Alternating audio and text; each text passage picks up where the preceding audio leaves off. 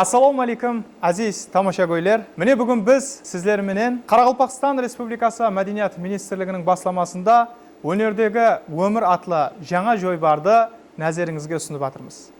Bu ko'rsatuv orqali biz elimizning o'neri bilan o'mir yo'lida ko'pchilikka ulgu bo'ladigan ustozlar, siz bilgan, siz tanigan ulli ustozlarning o'mir yo'li haqida so'z etamiz.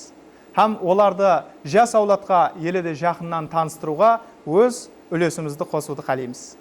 Bugungi dastlabki qahramonimiz da sizga betanis emas. Xalqimiz onun xo'sh havozini suyadi. Onun qo'shiqlarini eshitganda qulog'i yerbeng etmaganlar bo'lmasa kerak. Siz yaxshi biladigan, siz yaxshi taniydigan Qoraqalpog'iston xalq artisti, Do'stlik ordeni iyesi, Mo'tabar hayal ko'krak belgisining iyesi, xalqimizning biyapasi Bibraba O'tepbergenova. Apa, sugullarni ashilib, jaynab yurgaysiz. Aldımızda aman bo'lg'aysiz. Bugun mineki yana bir xo'sh xabar desek bo'ladi. Ustozimiz bu yil o'zining muborak 80 yaşını to'ylab o'tiribdi. 80-baharda birga belgilaymiz. Ustoz, mana xo'sh keldingiz studiyamizga. Bugun sizin ömürdagi yo'llaringiz haqida, ömür yo'llari, o'ner yo'llari haqida birga suhbatlashib uchun siz bilan sol balalıqdan birga o'ynab o'sgan tuqqanlaringiz, do'stlaringiz, shogirdlaringiz, sizga yaqin bo'lgan barliq yaqinlaringiz studiyamizda jinoalgan. Bugun ularning keul kechirmelerin siz bilan mineki derlik 60 yıldan aslam ömür yo'llaringizda o'nerga bag'ishladingiz. Bularning barlig'ini birme-bir eslab o'tamiz. Ustoz, dastlab suhbatimizni o'zingiz bilan boshlab olsak. Mineki alыс sol jaslik yillaringiz, jas Bibraba vaqtlaringiz, ko'rkam o'nerga kirib keluvingiz, dastlabki tabislaringiz, ustozlaringiz haqida birinchi o'zingizdan eshitsak. Meyli. Assalomu alaykum, hurmatli mening bibaha xalqim. Men sizlarni sağındım-go. Mineki bugün so sağınışımды bastırу үшін осы студияның балалары sizler менен көрістіруге, дийдар ұшырастыруға шақырып атырғанына мен minnettarman. Rahmet bәріне. Ава, минекей өмір жолы деп, өмір жолларымның, минет жолларымның бәрін әр сапар халқым бес бармағындай біледі. Телевидение, радио, баспа сөзлерде көп шығып атырыпты. Қандай қылып қосыққа кіріп келгенім, қандай қылып студентлік дәуірлерді басымыздан өтіргеніміз, қандай тұрмыс жағдайларымыздың бәрін мен халқымнан жасыратығын жерім болған жоқ. Бәрін халқыма айтып бердім. Енді Құдайым халқым аман болсын, елім аман болсын. Міне елімнің, халқымның осындай жақсы адамлардың, ұстазларымның, сол уақыттағы замалласларымның арқасында осы дәрежеге жеткенімді ешкімнен жасыра алмаймын. Әлбетте мына келген менің дәуірлесілерім бар, замалласларым бар, мені көрген, білген, міне осы жолында, осы өнер жолында істеген минеттерімді қадірлейтін адамлар бар. Солар енді сөз ете қойсын, айналайын. Енді сөзлерімізді айтып керген сұрауың болса, кейін давам ете берерміз. Әлбетте. Azizler, mine biyapamızның жақыларының ішінде туысқан інісі Qoraqalpog'iston xalq shoiri Abulqasim ağa O'tepbergenov kelib o'tiribdi.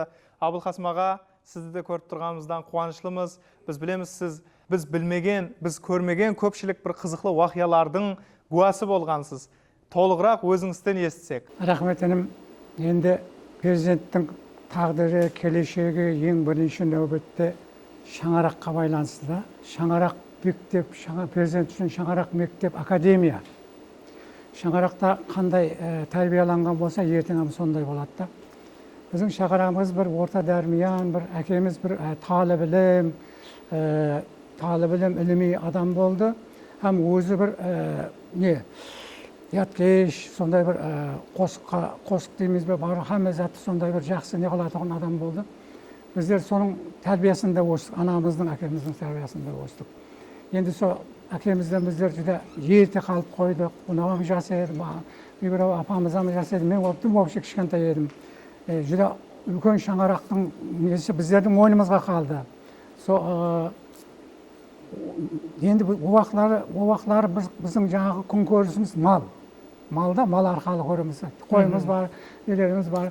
Соларды бағу біздердің мойнымызда. Үлкен ту ана менің арасында Қарақұмның арасынан өтетұғын барып неге құятұғын бұрынғы Амударияның аңғары Сарықамысқа құятұғын несі бар. Сояқтан нені алып келеміз. Бір құмлықтың арасында өтеміз. Көкеміз кішкентай ғана бір қаршадай баламыз. Сонда бір баламызда енді жаңағы нені пішенді арт бетіне басып жіберіп, құмның арасында былай шөңкеріліп кетіп, арба ешек былай тұртты да, жылай енді олар есімізге түссе біздер өзімізден құрттай баламыз, оны басқа менің күшімізден жетпейді. Сонда Алла Тағаланың біздерге берген сондай бір һәм уақытта Алла деп бір жаңағы исламның ненің құдіретін сондай бір ақ шапалды адам келіп, біздер хаулық па балаларым, хаулық паң деп шешекті алып, барлығын жүрлеп жіберген жері бар да біздерді. Сонда мен өзі кетіп қалды. Міне енді соны енді мен шайыр адам көп сіздер қара сөзді құдай қаласа айта бересіздер. Мен енді бір қосықпен тәрбиелеп бере қояйын.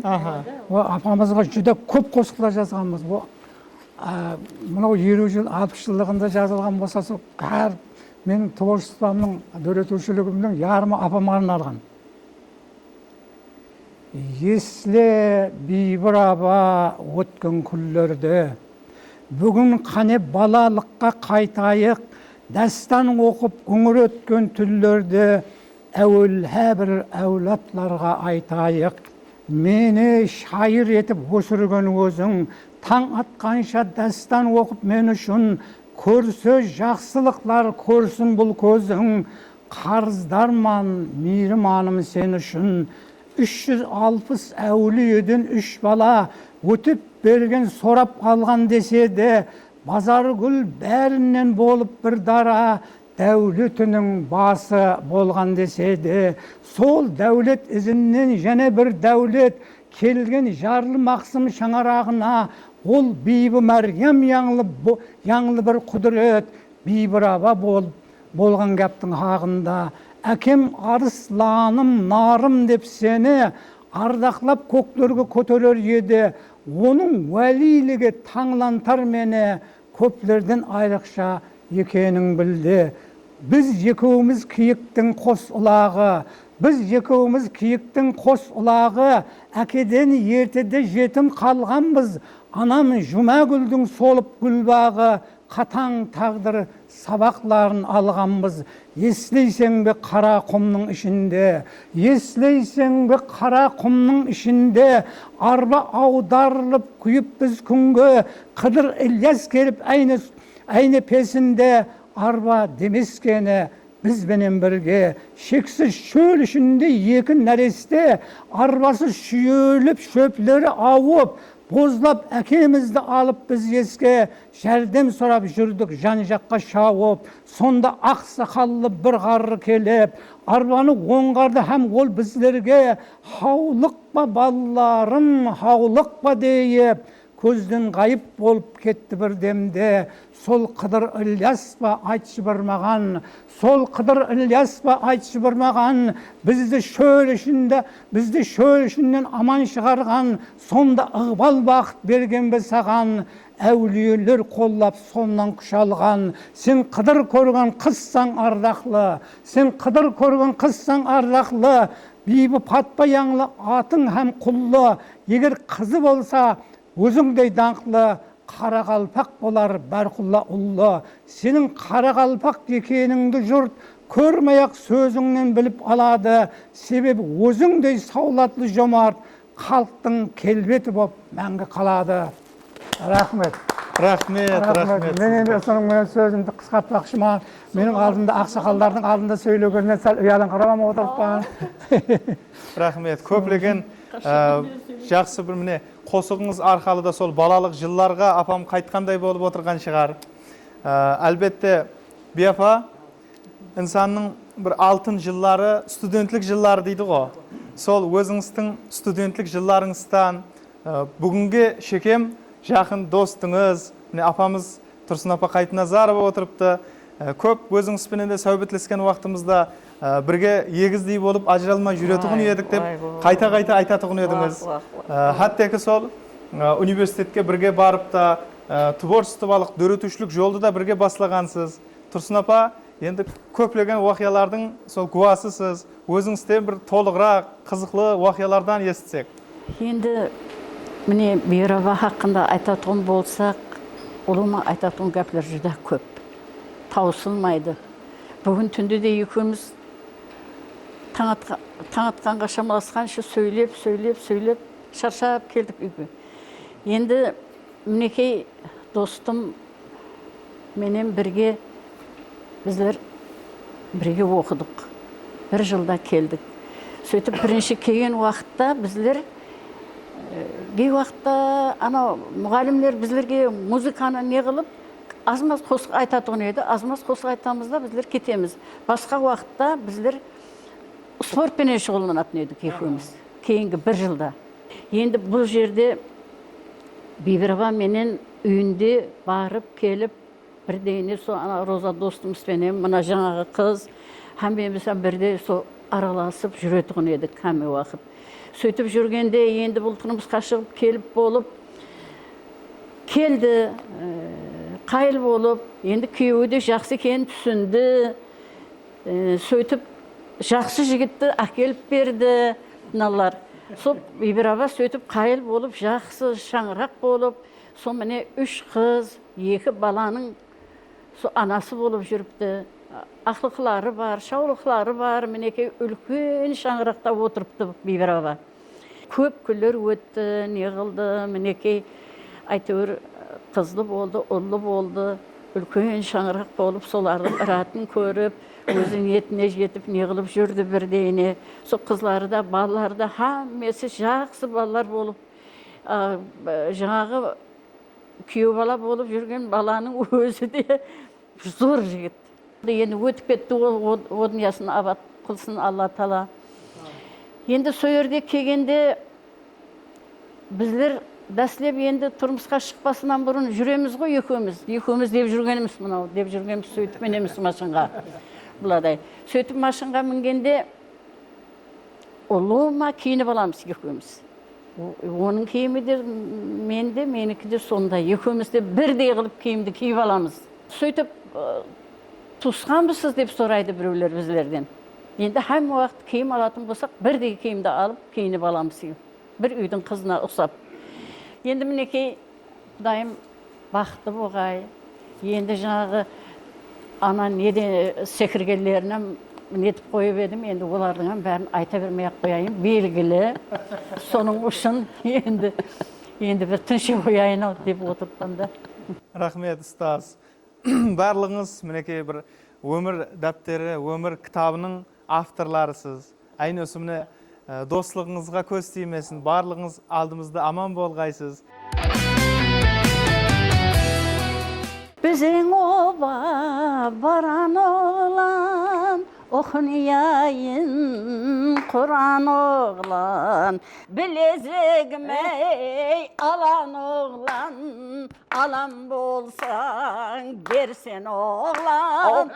Білезігімей алан оғлан, алан болсаң берсен оғлан. Яп бойымда дураным yok, okumayayım Kur'an'ım yok. Bilezigini alanım yok, alan versin bilezigini alanım yok, alan versin bilezigini.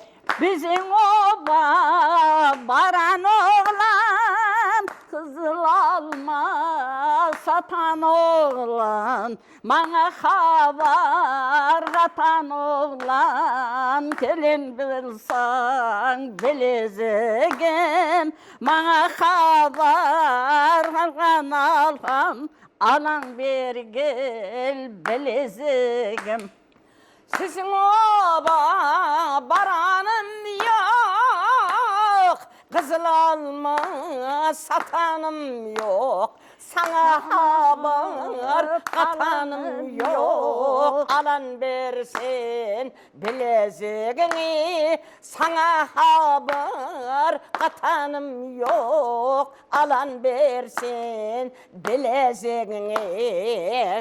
Kapınıza gül bulayın, ayakınıza nel bulayın. Özüm sana yar bulayın. Alan bulsan versin oğlan, benim sana yar bulayın. Alan bulsan versin oğlan. Kapımıza gül bulaysan, ayağımıza nal bulaysan, özün bana yar bulaysan, kisede dur bileziğin. Özün bana yar bulaysan, kisede dur bileziğin. Özün bana yar bulaysan, ene sana bileziğin.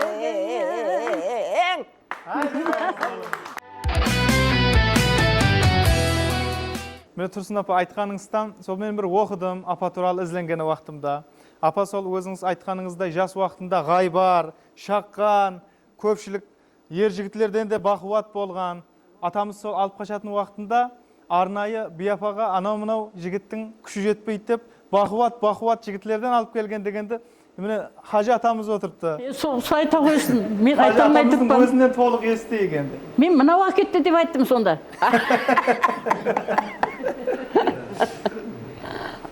Базархан деген әжіпасы бар. Сол келіп еді, сол мына жаңағы сондай мынау әкетті соны дедім. Осының атын айттым. Сөйтіп мынаны көрген ақтан мынаны бақырдым мынаған. Қарасам бұл емес екен. Хажы ата, сіздің студиямызда көріп тұрғанымыздан қуаныштымыз. Міне сізде сол алыс жылдардан, сол жаслық, студентлік уақытларынан апамыз бенен жақынсыз, атамыз бенен жақын болғансыз. Енді барлығын толығырақ өзіңіз айтып берсеңіз. Жаңағы бақуат жігітлер менен алып қашқаныңыз рас па? Рас қой. Енді Бибарапа Өтепбергенованы мен 1967 жылы ноябрь айынан бастап танимын. Сол уақытта мен Совет армиясы қатарында 3 жыл қызмет қылып қайтып келген уақытым еді. Пединституттың 4-ші курсынан армияға кеткенбіз. Сол армиядан келгеннен кейін оқуды давам етіп, пединститутта физика-математика факультетінде біз енді армияда партияға кандидат болып келгенбіз. Сөйтіп келіп, факультеттің комсомол шөлкөмінің секретары болып басшылық қылғанбыз. Біз мен жүден нементай студент емес едік.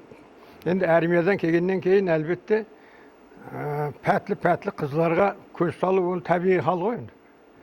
Сөйтіп бұл уақытта Бибарапа Өтепбергенова бұл неміс тілі қанегелігі бойынша оқып жатыр екен студент. Бұлар менен қатар Тұрсын Қайпназарова, сосын Қыдырниязова Перехан деген қызлар. Бұлар бәрі ол уақытта студенттер әр факультет өздерінің ішінде жаңағы не қыл дейді, художественный самодеятельность дейді ғой. Өз алдына сол өздерінің қос айтатұғын, ойнайтұғын, тесса қоятұғын нелері бар еді, тофарлары бар еді, бөлімдері. Вот сонда бұлар әммесі өзінің факультетіндегі ең сол маңлай қыздар. Соның менен бұлар менен танысып бастады. Енді сол общитына барып шай ішеміз, етеміз. Біздер енді бұның өмірлік жолдасы Қалибек Бердібек деген жігітпенен мен 61 жылы бірге пединститутқа экзамен тапсырып математика факультетіне кіргенбіз. Hem бірге жатқанбыз квартирада. Ол енді 63 жылы армияға кетті. Олам 3 жыл армияда қызмет қылып қайтып келген екен. Мен 67 жылы айтып келдім, ол 66 жылы айтып келген. Сөйтіп тағы квартирада бірге жаттық. Бердібек кейіннен айтты, Нұрмахамбет біздің жағдайды білесең, қиын болды ғой бізге. Мен уәде қылып қойып едім. Мен енді Бибарапамен өзім танысаман деп жүріп едім. Жақыннан танысаман енді деп.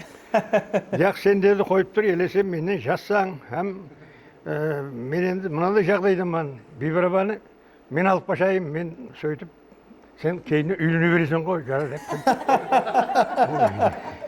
Ой, жақсы енді достымызға не дейміз енді о? Сонымен гәптің поскеллесі бибараба өтіп бергенованы сол 68 жылы февралда алып қашқанбыз. Бұлар Тұрсын менен екеуі Хорезмнің адамлары келіп мәдениет күндері болды, әзір түйіздің орнында. Сөйт құрылтай ма, сөйт соған концертке кірді бұлар.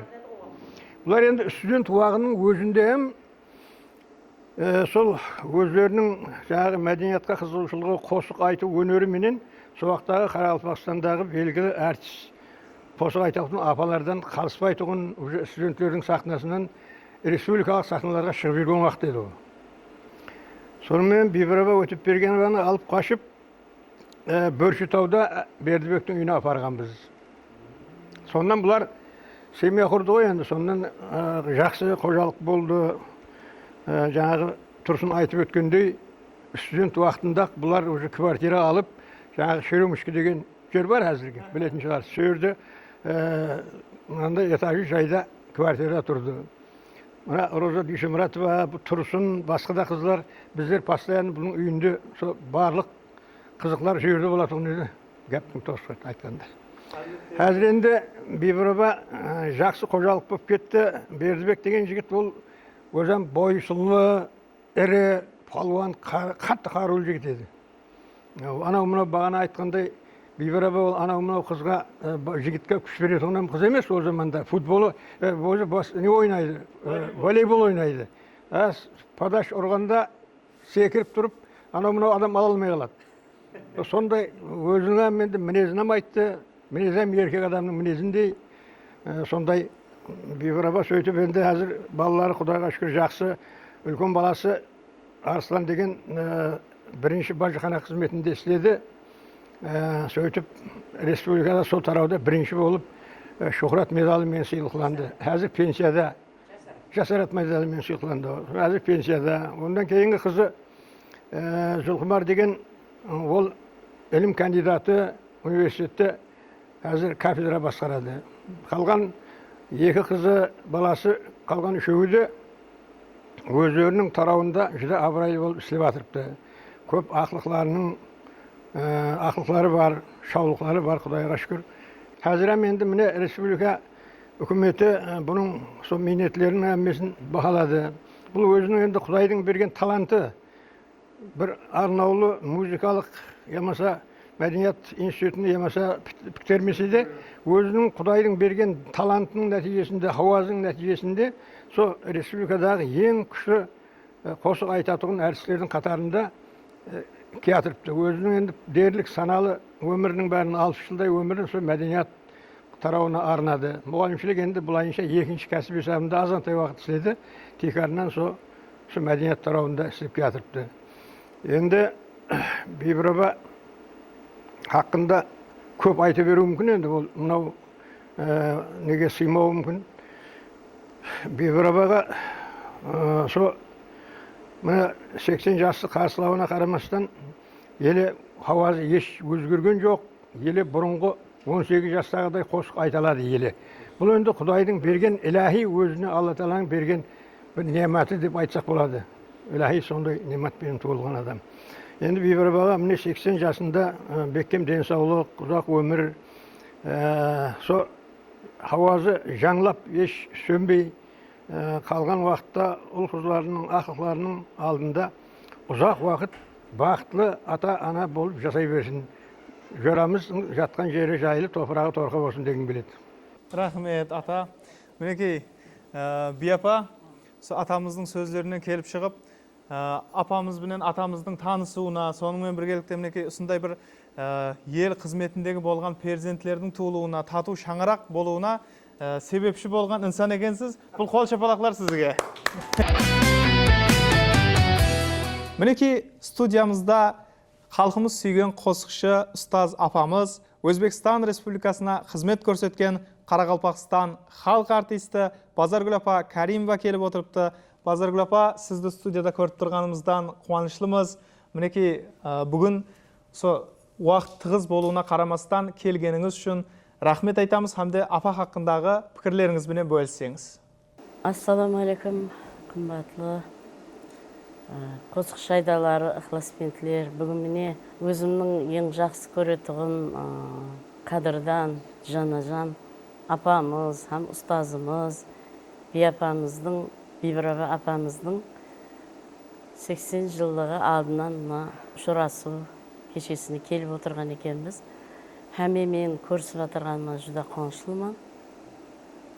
Енді Бибірова апамызбен бірге сол біздер Жапақ Шамұратов атындағы училищеде оқып жүріп, екінші курс уағымнан телерадио компаниясы жанындағы халық сазлары оркестріне жұмысқа келдім. Уақылары Зияда Камалова қосықшы достымызбен біздер екеуміз қатар сол жұмысқа келгенбіз. Келсек, енді көркемдік жақтан басшымыз Құдайберген Тұрдықұлы еді ағамыз. Бұл жерде үлкен ұстаз апалар, ағалар істеп отырған екен. Міне солардың ішінде Арзыгүл Атамұратова, Сұлухан Мәмбетова, Ида Рафикова, Бибірова Өтепбергенова, Тұрсынбай Палымбетов, Абат Тілеумұратов, Кеңесбай Нетуллаев, Мақсет Матековлар, Қанзада Палуанова, Перхан Әлбековалар жұмыс істеп жатыр екен. Біздерім соң сапарына қатарына қосылып, бірге коллективпенен альпіміз алысып, ұстазларымызды жақыннан танып, олардың қосық айтқандағы таярлықларына сондай қарап отыратығын едік енді. Уақылары фонограмма, анау деген жоқ, әммесі жалы хауазда. Азанда жұмысқа барсақ, сол ұстаз апаларымыз, ағаларымыз бірінші болып айтады, сондан кейін біздерге нәубет келетіғын еді уақылар. Енді айтып өте беруіміз керек, сол Арзыгүл апалардың, Сұлухан апалардың қосық айтқанларына біздер сондай дәрежеде ықыласпен қарап отыратығын еді. Дем берместі Арзыгүл ападай етіп ешкім айта алмайды десем де болады. Себебі дем берместің өзінің айтылу жоллары бар. Расында да дем алмай өтіп кететін жерлері бар. Бірінші куплетті айтып болып, екінші куплетке келерде дем алмастан хәужге шығып кететін еді Арзыгүл апаларымыз. Сұлухан апаны айтсақ, енді Қарақалпақтың майда ырғақларын Сұлухан ападай болып ешбір қосықшы бере алмайды. Біздер сол ықыласпенен қарап отыратығын еді. Енді Бибірова апамыз өз алдына репертуары рәң-бәрәң, түркменше болсын, қазақша болсын, қаралпақша болсын, әмме қосығын жеріне жеткеріп, халықтың құршын қандырып құлағының сондай дәрежеде кеуіліне сынып барған үлкен қосықшы деп ойлаймын. Айта берсек, ең бірінші түркменше қосық айнаны айтқанда ықыласпен қарап отыратығын бізде кішілеуміз қой енді. Бір заман Роза Дүйсенмұратова сөзіне жазған, кеуіліңді қимайман, кіре алмай тұрпан жайларыңызға деген қосықлар енді халықтың кеуілінен. Халық қосығы болсын, лирика болсын, отан ақында болсын, әр бір қосығын біздің Бибірова апамыз сондай жеріне жеткеріп айтқан. Бірге слескенде сондай дәрежеде бір ауызбіршілігіміз бекем болды. Еш уақытта сен менге барысып, гап айтысып көрген емеспіз. Туысқанлардай, бір атаның балаларындай бірге жақсы слестік. Әттекі туылған күндерге қатынасамыз. Түслікілерде де бірге түсленіп түстен кейін және оркестрге таярлыққа бара беретігін едік. Сондай ядымыздан еш уақытта шықпайды бірге слескен дәуірлеріміз. Ағаларымыз, сондай бір-біреуге сыйласығымыз, жас кіші, жасыл көллерге өзлеріміздің хүрмет ізетімізді көрсетіп, бірге бірнеше жыл бірге би апаменен, Бибірова апамен бірге слестім. Қазірім хүрметім шексіз, алдымызда, халқымыздың алдында аман жүргей, денсаулығы бекем болғай, шығып атырған жасларына жаслар қосыла берсін, 90-100 бәһәрлерді де көрсін, несіп етсін, ұлғызының рәтілерін, ақылықларына шаулық, қулық сүйіп алдымызда үстінде ардақыл ана бол, қош ауаз, бүлбіл апамыз болып жүре берсін деп тілек білдіремін. Рахмет, Базар апа. Мінекей, көркем өнер тарауының уәкілдері еш уақытта уақытпенен санаспайды. Концерт, байрам, халқымыздың жақсы күндерінде қызметте болады. Соған қарамастан, мінекей, сізді студияда көріп тұрғанымыздан қуаныштымыз. Міне, Би апа туралы өзіңіздің жақсы пікірлеріңізді білдіргеніңіз үшін рахмет айтамыз. Әлбетте, бұл Би апаны атап өткенде және бір қанша ұстаз апалар айтылды. Қарақалпақ халқының көркем өнерінде өзінің үлкен орны бар, үлес қосқан апалар айтылды. Һәмме ұстазлардың рухлары шат болсын. Әлбетте бұл хақиқаттан да олардың өнеріміздегі орынлары айрықша. Мінекей, және студиямызда халқымыз сүйген қосықшы ұстазымыз, Қарақалпақстан халық артисті Дәлбай аға Мәмбет Мұратов отыр. Дәлбай аға, сізді көріп тұрғанымыздан қуаныштымыз. Мінекей, сәубетіміз давамында сіз сол Би апа менен мен мектеп жылларынан ол апаның сол концертлеріне кірген едік. Сол қосықларына бір сол уақыттан ішқыбаз болған едік деп едік. Өзіңізден бір толығырақ естісек. Рахмет, ассаламу алейкум. Hürmetli қосық шайдалары. Бүгін әрбір миллеттің, әрбір халықтың өзі бір дүнияға танытатын сол миллеттің сазын, көркем өнерін, қосықларын дүнияға танытатын халықтардың елден елге танытатын үлкен бір инсанлары болады. Солардың бірі бүгін мінекей 80 жылдығын белгілейін деп атырған bizim үлкен ұстазымыз, үлкен апамыз, Би апа деп қойып, соның ішінен бейбара өтіп берген бар. Халқымыздың сүйікті қосшысы. Енді мектеп жасымда, жаңа жақсы айтып өттім, мектеп жасымда уақытлары қазіргі манеждер тұрыпты, амфитеатр тұрыпты, музей тұрыпты, со атырап, үлкен жеңіс паркі деген нахан парк еді. Өксің бір сәнне сән қосып тұрған. Со парктың ішінде үлкен концерт берілетін бір не бар еді. Ол жерде енді әммесі бейпол уақытлары барып көре бересен, 6-шы қала гүлдері концерт қойылады. Концерт қойылады. Енді сондай нәрселерді естетінек керек уақытында филармонияның концерттерінен биік болды концерт дейтін еді. Соны біздер енді әкелеріміздің айтуы. Сол 8-ші класс бердім жаныма бір паркке бардық. Барсақ, сол концерт болып жатқан екен. Сонда бірінші мәрте Бейбара апаны көруім мен.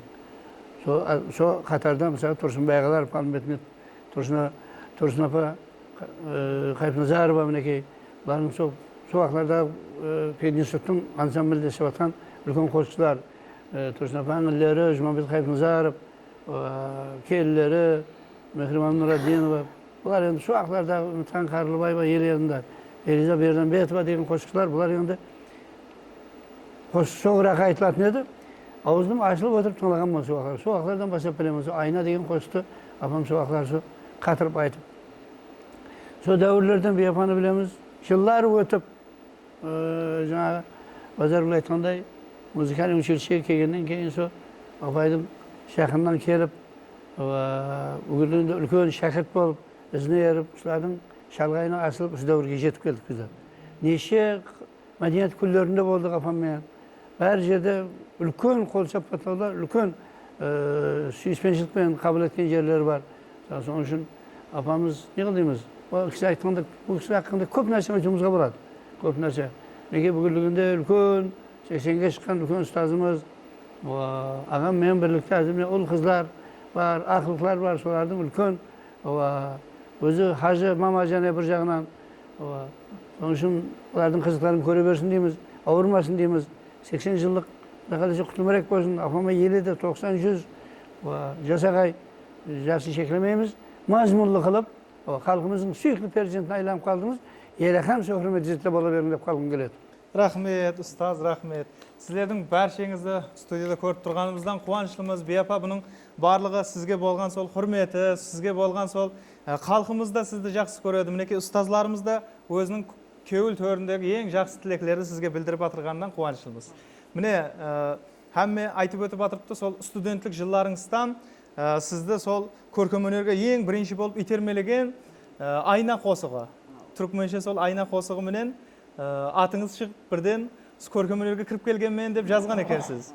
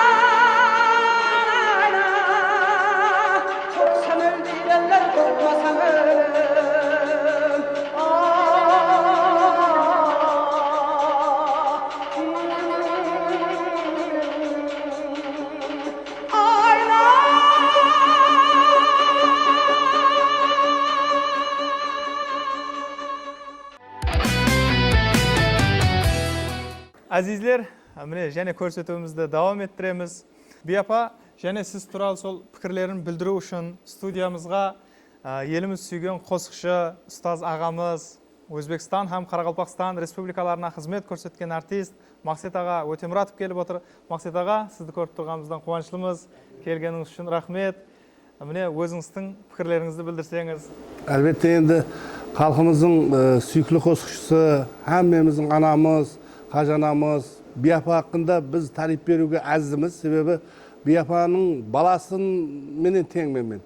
Кішкентай уақытымдан бастап, со Бияпаларды, міне Тұрсын апаларды, со телевизордан көріп, солардың қосық айтқанына бір хауес қылып, солардай қосықшы болуды арман етіп, солардың етегінен еріп, үлкен сахналарға шыққанымнан мен өзімді бақтияр деп есептеймін. Себебі көпшілік айтатын еді, пединститутты бітірген адам әртіс бола алмайды деп. Міне сол Бияпа, Тұрсын апамыз, мен сол пединститутты бітірген адамбыз. Біздер консерватория бітірмедік. Содан кейін біздер зиомамыз, зиома. Сол пединститутты мұғалім кәсібінде жүріп, бірақ со Алла Тағала илахида бір талант беріп біздерге, со үлкен қосықшылар қатарында со біргелікте жүргенімізге мен жүра бір бақтиярман. Бияпа хақында айтатын болсам, мен баласыман, барлық уақытта со көрген жерде өзінің дуасын, патиясын беріп, балам деп маңайымыздан сүйіп, со арқамыздан қағып, көп концертлерімде со өзі келіп, бірінші қатарда отырып дуаларын, патияларын берген инсан, бәлкім ұсындай дәрежеге жетуімізге, ұсындай қажаналарымыздың дуаларының, еліміздің дуаларының арқасында деп ойлаймын. Әсіресе Генжирай баласы Русланмен мен бірге зияпатлас, доспыз. Со Бияпаны елі сәлемлесу, апамен сөйлесу бір арзуында жүргенінде мен Руслан деген жігітпен танысып қалдым. Сол Русланмен таныссам, сорассақ, Бияпаның баласы ғой деді да. О, Бияпаның баласы ма? Онда мен жора боламан деп, жора болып, үйіне барып, апаны көріп, апаның патияларын алып, сен ана пединститут бітірген қара баласың ба? Деп сол жерде ең бірінші танысқанымыз, шаңырағында таныстық. Айналайын балам, біздер сол пединститут бітіргенбіз, халыққа енді кішкентай болса да көрініп атырсаң, сол дөретушілігіңді давам ете бер балам. Жаңа біздер я консерватория бітірмедік, я неғымадық деп арқаға өзің тартпа. Біздер сол пединституттан шыққан, үлкен сахналарға шығып кеткен апаңман деп өзінің патиясын, дуаларын берді. Һәм сол өкей міне 20 жылдан аслам Бияпа менен біргелікте сахналарда, біргелікте той мерекелерде көрісіп, апамыздың дуаларын алып келатырмыз. Деп қарасақ, мен анам менен тең екен да. Мен анам болғанында, мәселен, биыл 80 жасқа толар еді. Соның үшін өзім анамдай көремін. Құдайым сол өмірлері ұзақ болсын, перзентлерінің бақытына аман болсын. Сол Құда қаласа, бір-екі күннен Құда қаласа, анамыздың, қажанамыздың үлкен 80 жылдығын үлкен Бердақ атындағы академиялық театрымызда белгілеуді еліміз басшылары, қалай берсе біздердей талант иелері бәрін күтіп отырмыз. Құда қаласа анамызға ұзақ жас берсін, кешегіретте мерекелерде көрсек, әй сәл қартайып баратыр мынау балам деп неғып атырып та, еш уақытта ауырмасын, алдымызда аман болсын. Расын айтқанда, жаңа үлкен яшыкөлдеріміздің айтқанындай, Бияпадай арқасы қозып тұратын қосықшыларымыз аз. Бір соның үшін мен шығып атырған жастарға да айтарым, ұсындай легенда апаларымыздан дуаларын алып, үйлеріне барып, жасау шариаты қандай сахналарда шыққан, сәубетін алып, һәм қосықларды кейінгі жастарымыз енді қапалмасын, бір қатар сөздерді қатеде айтып жүрген жастарымыз бар да, соларда ішіне кіріп, апаларымыз еш уақытта қызғанбайды. Қандай, ана балам, ана жерін сәл қате айтып атырсаң, мына сөзді мынандай деп айтылады балам, деп айтуы шарт. Һәм солардан үйреніп, осы апаларымыздың өзіменен сәубетлесіп, үйреніп, жастарымыз Қарақалпақ халық қосықларын таза, ham qate aytmasdan үйренсе bir maqsadga muvofiq bo'ladi deb o'ylayman. So anamiz oldimizda aman bo'lsin, 80 yoshda qutulurek bo'lsin. Жаңа ustozlarimiz aytganday 80, 90, 100 yoshlarda da apamizni shunday ulkan sahnalarda aq javonliqli Haji anamiz bo'lib ko'rib Alloh nasib etsin. Rahmet. Durs aytasiz Maqsud ağa. Haqiqatdan da ko'pchiligimiz hammamiz anam deymiz sizdi, apam deymiz. Mening de sol kempir apam şu Türkmençe qo'shiqlarni sizga o'xshab aytuvdi, yaxshi ko'radigan edi, ko'p aytadigan edi. Apamizning bu yil 10 yildan o'tdi ketganini, biroq degan bilan sol sizning men har qo'shiqlaringizni eshitgan vaqtimda sol apam yadıma tushadi. Siz butkul mening yoki bir Maqsud ağaning ya o'zingizning farzandlaringizning emas, butkul Qaraqalpoqning anasi, apasisiz. Oldimizda aman bo'lg'aysiz. Mine studiyamızda bir apa. O'zi ko'rkam-hunar durutushi adamlarning barlig'i bir-biri bilan qanchalik yaxshi bo'lsa, soncha yaxshi. Hamma biz bilamiz, siz ko'rkam-hunarda teqqana qo'shiqchilar yoki sahna ustalari, aktyorlar, rejissyorlar men emas, soningizga birgalikda shoirlar bilan da yaqin aralasasiz, yaxshi ko'radi ular da sizni. Bugun da mine hozir studiyamizda Qoraqalpog'iston Respublikasining minnet singan madaniyat xizmatkari do'stlik ordeni egasi Gulnar apa Nurlepesova. O'zingizdan bir keul to'lg'ansizlarin apa haqida fikrlaringizni tinglasak. Rahmet, жаңа juda dұрыс айттыңыз. Haqiqatында да Бибирова апа hammaga бірдей. Ол шайыр ма, көркемөнер қызметкері ме, қай жерде ұшырассақ, сол құшағын ашып, айнан-айынан бастайды гәпті. Қайсы жерге ұшырасуға барсақ, айнан-айынлар десе, зал гу қол шапалақ бастанады. Оның өзіне тән бұл характері, мінезі, бұл өзіне тек қана өзіне ғана белгілі мінез құлқы да, бұл мінез ешкімде жоқ. Жаңа Мақсат айтты ғой, арқасы қозып айтатұғын, қосықшы деп. Сондай халықтың тілімен айтқанда, арқасы бар. Сахнаға шықты ма, ол көтеріліп, басылып, сол қосық айтпаса, сол оның кеуіл кейфияты тамаша көйлерге өтпесе, ешкімнің кеуілі кеншімейді. Бибирова апа, соның менен Бибирова апа да. Біздер Абадан апа Сапарова, Алтын мирас қорының басылығы, соның шөлкөмлестірген Аму Бүлбүллері деген ансамблінің құрамында қосықшылар, сазенделер, шайырлар, республикамыздың барлық районларында болғанбыз. Сол районлардың бәрінде Бибирова апа болған. Егер Бибирова апа сахнаға шықса, әмме гу қол шапатлап, қайсы район болсын, сол бүткіл денесі, синесі құлаққа айланып, тыңлап, сол беріліп тыңлап, апамызды сондай қызғын күтіп алатығын еді, құшақ ашып. Осының өзі Бибирова апаның қай дәрежедегі артистка екенлігін көрсетіп тұрады. Біз хақиқи халықтың артысы. Халық оны көрмесе тұра алмайды дегендей дәрежеде. Басқаларда жоқ несін алып ешкімде. Біздер мәселен шайырлар, Дұрыс. біздерге сөзді Бибирова ападан кейін берсе жақсы болар еді деп тілеп отыратығын едік та. Себебі айырым адамлар сөйлесе, ямаса қозғы айтса зал ұйқылап қалатынан уақытлар болады.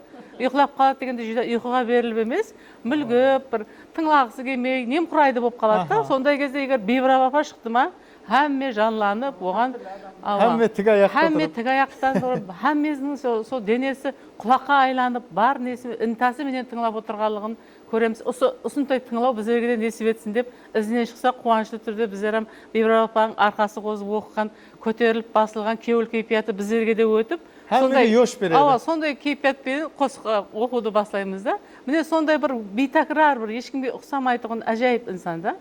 Теберік инсан деп айтуымызға болады. Себебі осы жасқа келіп, міне сахнадан елі түспей, өзінің барлық тілдерде, өзбек, қазақ, қарақалпақ, түркмен, кәріс, неше тілдерде қосығын айтып, сол сахнаны бір дүрліктіріп жібереді да, қай жерге барса да. Ілайым сол денсаулығы беккен болғай, алдымызда аман болғай, халқымыздың бақытына барқылла, осы Бибирова біздің биапа болып, арамызда жүре берсін деп тілек тілейміз. Бүгінгі 80 жасы құтлы болсын. Һәм осы жасына бағышлап жазып берген қосығым бар еді, сол қосығымды оқып бермекшімін. Мархамат. Бейтакрар Бүлбүлі Қарақалпақтың. Халқымыздың сүйікті қосықшысы Қарақалпақстан халық артисі Бибирова Өтепбергенованың 80 жылдығына. Жаслайынан оқып, халықтың дәстанын азат қылдың хақ кеуліңнің аспанын. Сен дегенде шағылап, ауылласларым, ағылды қуаныш тойларыңызға. Шықты даңқың сенің дәслеп айнадан, Қош хауас қыз болдың гүлдей жайнаған, соң халықтың бүлбүлі болып сайраған, жаһан ашық бүгін бойларыңызға. Түркменше, кәрісше, немісше жырлап, жеті тілде қосық айттың бағырлап, қойған яңлы құлақларды сиқырлап, жаһан ынтық қадем жайларыңызға. Қызлар көтерің сандықты айтқандай, Гүлайым қыз той балисінен қайтқандай, қош хауазың дүнияны оятқандай, жұрт сүйсінер алтын айдарыңызға. Пірің санап Бердібектей ағаны, март қосықшы болдың балашағалы, бүгін дарақ яңлы мыңсан шақалы, жұрт үйірсек өскен жайларыңызға. Қалқың ашық бүгін бидай сөзіңе, шексіз мейірімменен баққан көзіңе, сахнаға жан беріп йошқан кезіңде, қалқың жанын төсер пайларыңызға. Бәһәр мұхамына кеуіл бөлейін, сайра дутар язларым бар дүнейін, бейбі жанды лейліменен көрейін, 80 жасқа шыққан тойларыңызда. Не көрдің қара ат деп қысса жолына, сайра дутарыңды тұттың қолыңа, бір заман назының шығып оңына, қол жеткіздің ығбал айларыңызға. Жан әке, айрылдым мен деп үн қатсаң, ұл қызларың анашым деп тіл қатқан, саған ана бақтын сыйлап яратқан, нұрлар құйған кеуіл сарайыңызға. Қосықшылық бағын зада әйледің, Мәкке зияратын ада әйледің, бүгін ақ пейліңдей аппақ көйлегің жарасып тұрыпты бойларыңызға. Иелі апамсыз еркесі хақтың, батыр Гүлайымнан айнымас бақтың, бейтаграр бүлбілі қарақалпақтың, оң болсын айтайын тойларыңызға. Рахмет. Тойларға аласа берсін. Рахмет, Гүлнар апа. Мінекей, тамаша көйлерімізде көрсетуімізді көріп, біз құсап, сондай йошланып атырған болса керек. Себебі біз білген, һәм би апа хақында білмеген мағлұматларды бүгін біліп атырыппыз. Мінекей, оның заманласлары, достлары, шәкіртлерінен ол хақындағы, ол кісі хақындағы жылы пікірлерін естіп атырыппыз. Және де осындай өзінің жылы пікірлерін, ұстазына деген сезімлерін айтажақ болып отырған арамызда бір инсан бар. Ватан пыдайысы көкірек белгісінің иесі, мәдениет һәм көркемөнер пыдайысы көкірек белгісінің иесі, би апамыздың шәкірті, эстрадамыз қосықшысы Урқия Алланиязова. Көплеген перзентлердің анасы, шәкіртлердің ұстазы, солардың қатарында менің де ұстазым Бибрам апа Өтепбергенованың 80 жасыменен құтлықлайман. Мен өзім Шоманайдың қызыман. Шоманайда мәдениет бөлімінде жұмыс істеп жүрген уақытымда телевизордан апамның айтқан қосықларын көріп, әуес етіп, телефон номерлерін тауып алып, мен Нөкіс қаласына ең үлкен ажапамменен ұстазымның үйіне келдім. Үйіне келіп, апам атқарған қосықлардан рұқсат сорап, патиясын алып, кеттім Шоманайға. Сөйтіп, қазіргі күнде Нөкіс қаласында Өзбекстан мемлекеттік филармониясы Қарақалпақстан Республикасы бөлімінде қосықшы болып жұмыс істеп атырпан. Сол филармониямыздың есап беру концертінде филармониямыздың бір қатар сазенделерменен біргелікте апам атқарған қосықлардан Минет палуаны қосығын апамнан рұқсатым менен сазенделермен біргелікте атқарып шыққанман. Және де түркменше қосығын апамның үйіне барып, ұстазым, некей қазір филармонияда сазенде ұстазым ағам Арсан аға Нажимовпенен біргелікте би апамыздың үйіне барып, түркменше қосығы, Чалсана бақшы қосығын апамның үйіне барып, айтың рұқсат беремен, бірақ өзімнен сөзлерін қателеспей жазып, ядылап, деп апам сол дәрежеде кеулі ашық инсан. Апамыздың үйіне барып, сол Чалсана бақшы қосығын атқаратын уақытымда апамның үйіне барып, текстлерін, сөзлерін, әр қатарын бәрін апам өзі айтып тұрды. Сөйтіп жазып, мен оны қайта аранжировка істетіп, қазіргі күнде мінекей концерт байрамларында атқарып жүріппен. Апамыздың Жасларына жас қосылсын, шәкірт даярлаудай машақатлы жұмысларында ұстазыма үлкен табысылар тілеймен, қартаймасын, ауырмасын, хәмеше алдымызда аман болсын. Хәттек мен өзім той қызметлеріне барғанымда Бибрап апа Өтепбергенованың сіз қызысыз ба деп менен сұраған адамдар болды да, қатты ұқсайсаң деп мен айттым, қызыман пәте алған ұстазым мен шәкіртімен деп айттым. Қатты ұқсайсыз деп көп адамдар маған өзіме айтқан адамдар болды. Ұстазым әмеше алдымызда аман болсын. Апам атқарған қосықлардан рұқсатыменен мінеке Чалсана бақшы түркменше қосығын, және де мен Дөнейін деген түркменше қосығын ападан екі қосығынам маған айту жолларын апа әр қатар үйіне барғанымызда сөзлерін анық етіп айт деп айтып тұрды, апамен жазып тұрдым. Әттекі айту нелеріне шеке маған намаларын апа үйреткен. Қазір рұқсат болса түркменше қосықлардан Чалсана бақшы қосығын атқарып берсем.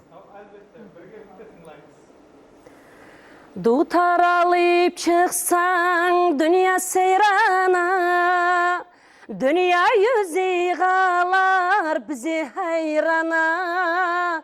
Айдымларымыз нурана, дур нурана, мағрубтан машруға долсана бақши. Айдымларымыз нурана, дур нурана, мағрубтан машруға долсана бақши. Ау,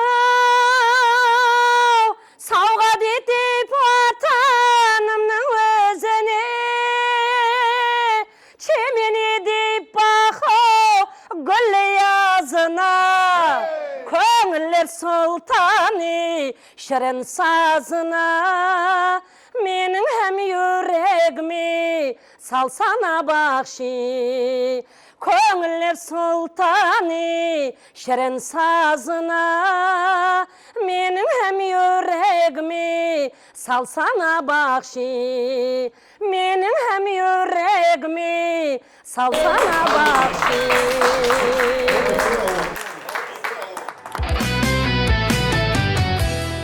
Міне ұстаз, бүгін көрсетуімізді өзіңіздің барлық жақын достарыңыз, туысқанларыңыз, шәкіртлеріңіз сіз туралы барлық жақын жақсы пікірлерін білдіріп атырыпты. Бұл әлбетте сізге болған халқымыздың, жақынларыңыздың үлкен хүрметі. Әлбетте енді өзіңіздің шәкіртлеріңізге, достарыңызға, соның ішінде халқымызға, бізді көріп атырған барлық тамашагөйлерге бір тілеклеріңізді білдірсеңіз. Айнын, бағана басында айтып кеттім мені. Осыған себепкер қылып, халқым менен мені сағынған, мен оларды сағынаман. Себебі мен өзім бір нем сондай халықпен бірге, көпшілікпен бірге жүрмесем, еш уақытта шайымам қонбайды, еш немем ісімем өнбейді дегендей. Міне сол сіздер себепкер болып атқан халқыммен ұшырастырып, дидарластырып атырған маңда бір сіздерге үлкен рахмет. Еле менің мына достарым бар, шәкіртлерім бар, айнанайым, балаларым бар, қызларым бар. Мен білемен, бүкіл халқымды мен жақсы көремен, халқыман мені жақсы көреді. Оны ішімнен білемен. Айнанайым халқымнан. Халқым аман болғай, сау болғай, саламат болғай. Мына балаларым азанда сағат 7-8-ден басылап қызметте жүріпті. Бақытларың бәлент болғай. Һәм уақытында халықтың алғыс құрметіне миясар болғайсызлар. Алғаныңыз дуа, алғыс пәтия болып, Құдайым өміріңізге асқатқай. Міне көп шәкіртлерім пәтия алдық деп атыр, дуа алғыс ала берің, алғыс ала берің. Гәп сонда, дүния дегеннің бәрінің айтуы іләжі табылады. Хәммелеріңе үлкен рахмет. Еле экран артында менің үлкен бейбақа халқым тұрыпты.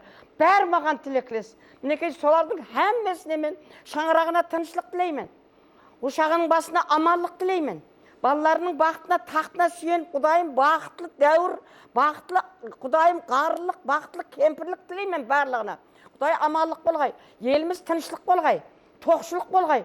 Ел басшыларымыздың қаншама дәрежеде жан күйдіріп, президентімізден басылап, бермаған келе берсек, мінекей өзіміздің басшымыз Аманбай балам, айнанайын, мыңда бір рахмет, һәм уақытта ітібарлы, һәм уақытта осы мәдениет қызметкерлеріне қызығып, жанын жаппарға беріп жүріпті. Еш тынбастан Құдайым берекет тапқай. Балалары Құдайым һәм уақытында аман болғай.